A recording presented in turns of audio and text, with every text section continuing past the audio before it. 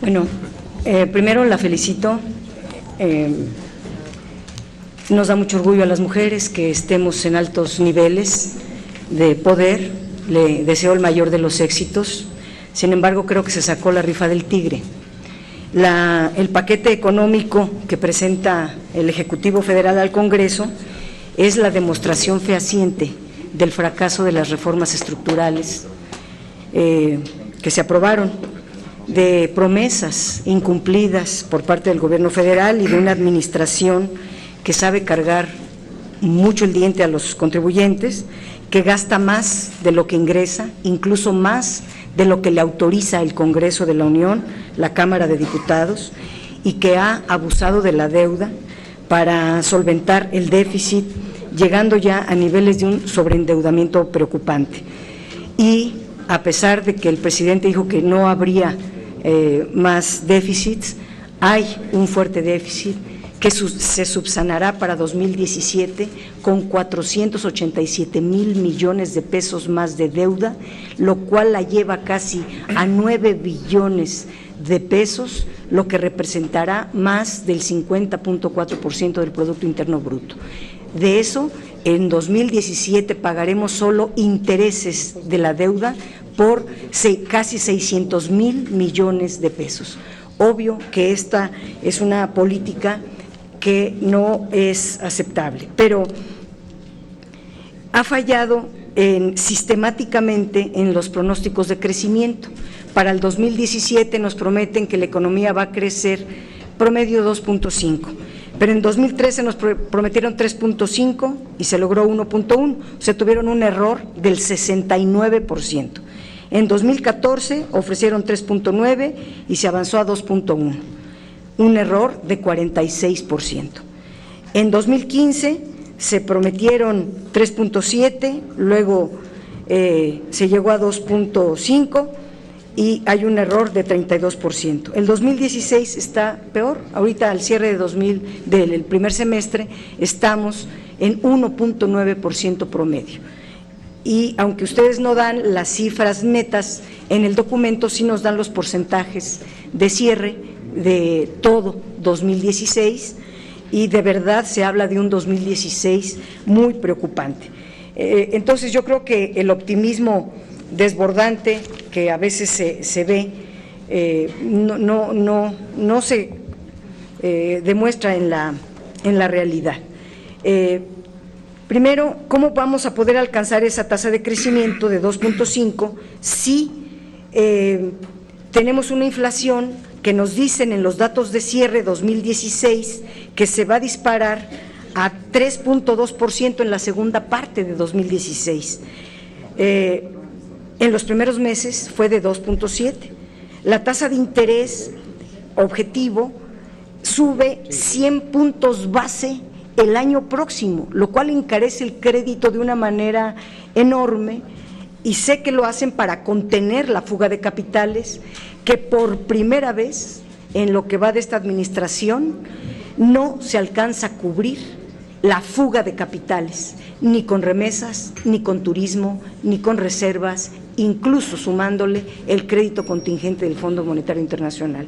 La fuga de capitales es muy peligrosa y a lo mejor por eso están subiendo 100 puntos la tasa objetivo, pero esto significa castigar la economía mexicana, castigar el tipo de cambio. Dicen ustedes que se mantiene igual, que no va a haber devaluación, pero ¿cómo no va a haber devaluación? ¿Cómo lo sustentan? ¿Cómo lo pueden demostrar?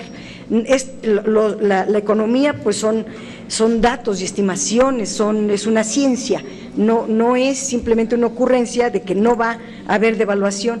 Ayer hubo devaluación, hoy hemos tenido una devaluación constante del peso. Solo por señalar algunas cifras al vuelo.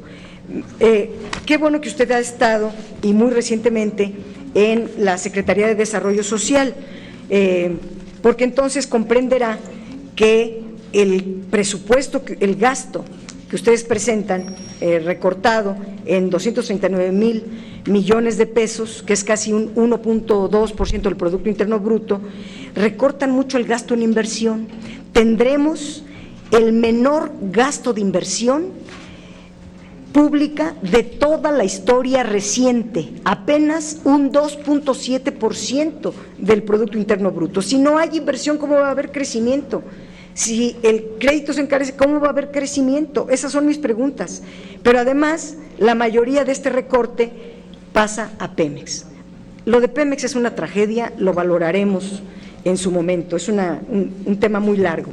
Pero le decía yo en relación a desarrollo social, porque están recortando 500 millones de pesos a la zona sur-sureste, cuando acaban de anunciar con bombo y platillo que por fin la zona sur-sureste se va a desarrollar. Le quitan 4.877 millones a las entidades de menor índice de desarrollo humano, o sea, los más pobres.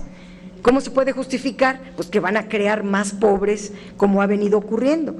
Van a quitarle a la educación 30.000 millones, a la población indígena 6.500 millones, a los grupos vulnerables 7.500 millones, al desarrollo regional 63.000 millones, a la salud 3.600, al medio ambiente 7.800, al abastecimiento de agua 6.500, a la urbanización 60.000 millones, a la vivienda 4.000 millones, y me preocupa pues a las personas con discapacidad. El fondo de apoyo a migrantes se desaparece, el fondo de capitalidad se desaparece, o sea, 0 pesos a migrantes, 0 pesos a sur-sureste, 0 pesos a personas con discapacidad, 0 pesos al fondo de capitalidad, 0 pesos a los programas regionales, y el fondo federalizado, pues es todo un caso.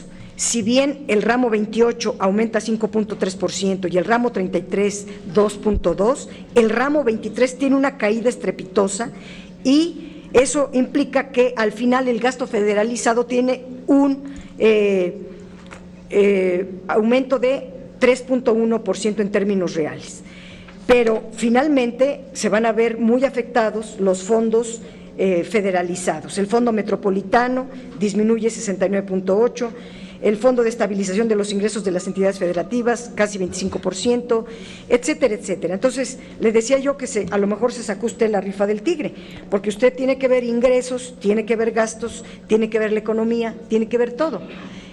Mi pregunta sería, pues esta, muy concreta, si vamos a continuar con las promesas falsas, con las estimaciones autocomplacientes y seguir engañándonos al propio Congreso, porque aumentan mucho el gasto, mucho más allá de lo que les permite la Cámara de Diputados, y el déficit, obviamente, porque los ingresos no crecen al mismo ritmo, siempre crece más.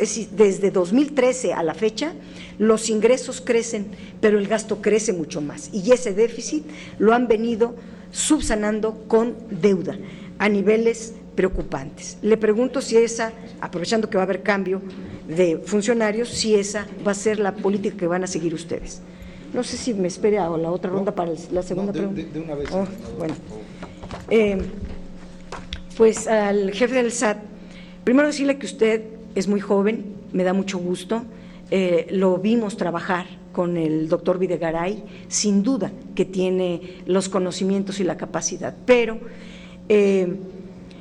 el anterior señor Aristóteles Núñez, la verdad, hizo muy buen papel, hizo un trabajo eficiente, eficaz, al menos en los rubros que estuvimos revisando, y entonces usted tiene un reto pues de alcanzar esos niveles de eficiencia.